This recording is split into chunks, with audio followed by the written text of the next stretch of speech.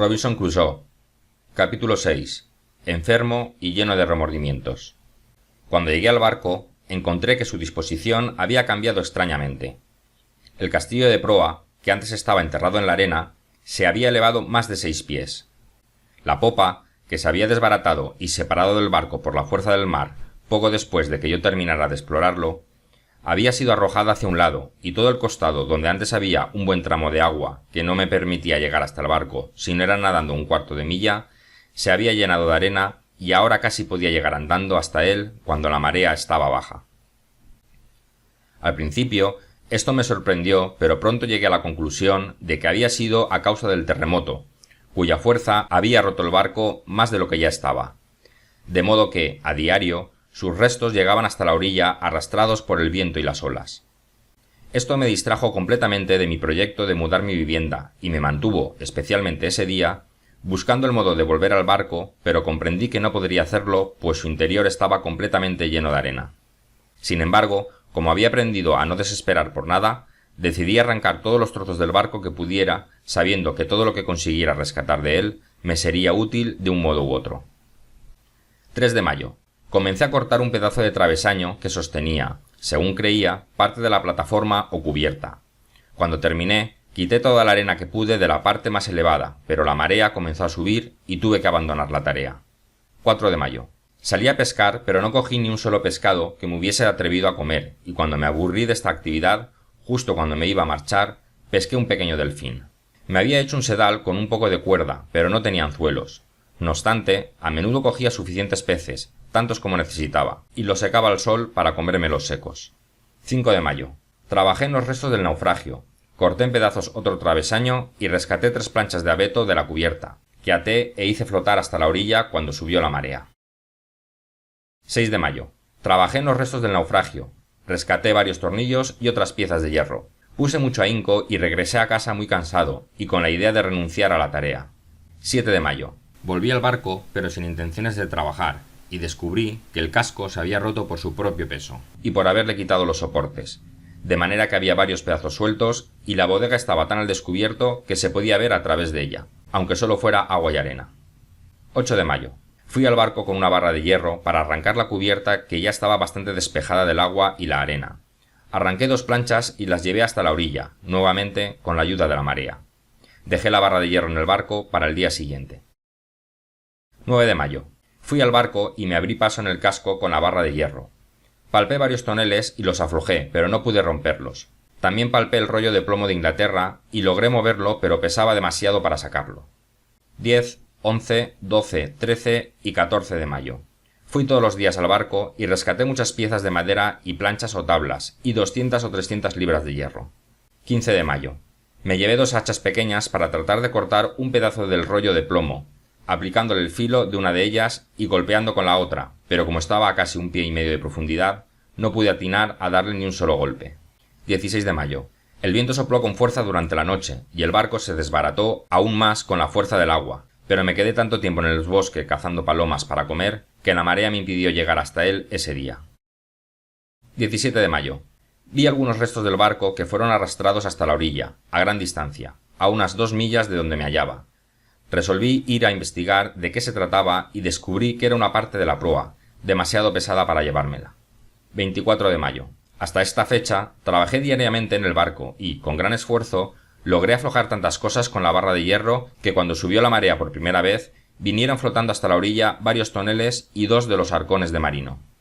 Pero el viento soplaba de la costa y no llegó nada más ese día, excepto unos pedazos de madera y un barril que contenía un poco de cerdo del Brasil, pero el agua y la arena lo habían estropeado.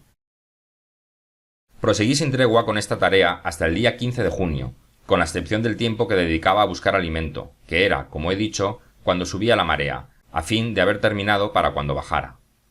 Para esta fecha había reunido suficientes maderas, tablones y hierros para construir un buen bote, si hubiera sabido cómo. También logré reunir, por partes y en varios viajes, hasta 100 libras en láminas de plomo. 16 de junio.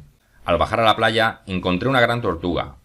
Era la primera vez que veía, lo cual se debía a mi mala suerte y no a un defecto del lugar ni a la escasez de estos animales, ya que si me hubiera encontrado en la otra parte de la isla, habría visto cientos de ellas todos los días, como descubrí posteriormente, pero, tal vez, me habrían salido demasiado caras. 17 de junio. Me dediqué a cocinar la tortuga, y encontré dentro de ella 3 veintenas de huevos y, en aquel momento, su carne me parecía la más sabrosa y gustosa que había probado en mi vida, pues no había comido más que cabras y aves desde mi llegada a este horrible lugar. 18 de junio. Llovió todo el día y no salí. Me dio la impresión de que la lluvia estaba fría y me sentía un poco resfriado, cosa muy rara en aquellas latitudes. 19 de junio. Estuve muy enfermo y tiritando como si hiciese mucho frío. 20 de junio. No pude descansar en toda la noche. Fuertes dolores de cabeza y fiebre. 21 de junio. Estuve muy enfermo y asustado de muerte ante mi triste condición de estar enfermo y sin ayuda. Recé a Dios, por primera vez desde la tormenta de Hull, pero no sabía lo que decía ni por qué. Mis pensamientos eran confusos. 22 de junio. Un poco mejor, pero con un gran temor a la enfermedad. 23 de junio. Muy mal otra vez, escalofríos y luego un terrible dolor de cabeza. 24 de junio. Mucho mejor. 25 de junio. Fiebre muy alta. El acceso duró 7 horas, ataques de frío y calor seguidos de sudores y mareos. 26 de junio. Mejor. Como no tenía nada que comer, tomé mi escopeta, pero me hallé demasiado débil. No obstante, maté una cabra hembra y con mucha dificultad la traje a casa. Asé un poco y comí. Me habría encantado hervirla y hacer un poco de caldo, pero no tenía olla. 27 de junio. Me dio tanta fiebre que me quedé todo el día en cama y no pude comer ni beber nada. Estaba a punto de morir de sed, pero me sentía tan débil que no podía tenerme en pie o buscar agua para beber.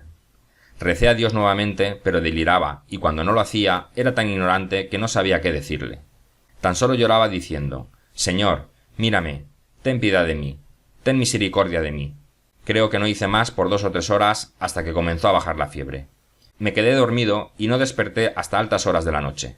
Cuando lo hice me sentía mejor, pero débil y extremadamente sediento. No obstante, como no tenía agua en toda mi habitación, me vi obligado a esperar hasta la mañana y volví a dormirme. En esta segunda ocasión tuve una terrible pesadilla. Soñé que estaba sentado en el suelo, en la parte exterior de mi muro, en el mismo sitio en el que me había sentado cuando se desató la tormenta después del terremoto, y vi a un hombre que descendía a la tierra desde una gran nube negra, envuelto en una brillante llama de fuego y luz. Todo él brillaba tanto como una llama, por lo que no podía mirar hacia donde estaba. Su aspecto era tan inexpresablemente espantoso que resulta imposible describirlo con palabras. Cuando puso los pies sobre la tierra, me pareció que ésta temblaba, como lo había hecho en el terremoto, y que el aire se llenaba de rayos de fuego. No bien tocó la tierra, comenzó a caminar hacia mí con una gran lanza o arma en la mano, y la intención de matarme. Cuando llegó a un promontorio de tierra, que estaba a cierta distancia de mí, me habló o escuché una voz tan terrible que es imposible describir el terror que me causó. Lo único que puedo decir que entendí fue esto: «En vista de que ninguna de estas cosas ha suscitado tu arrepentimiento, ahora morirás». Al decir esto, me pareció que levantaba la lanza para matarme. Nadie que lea este relato puede esperar que yo sea capaz de describir el espanto de mi alma ante esta terrible visión. Quiero decir que, aunque solo era un sueño horroroso. Tampoco es posible describir mejor la impresión que quedó en mi espíritu al despertar y comprender que se trataba de un sueño.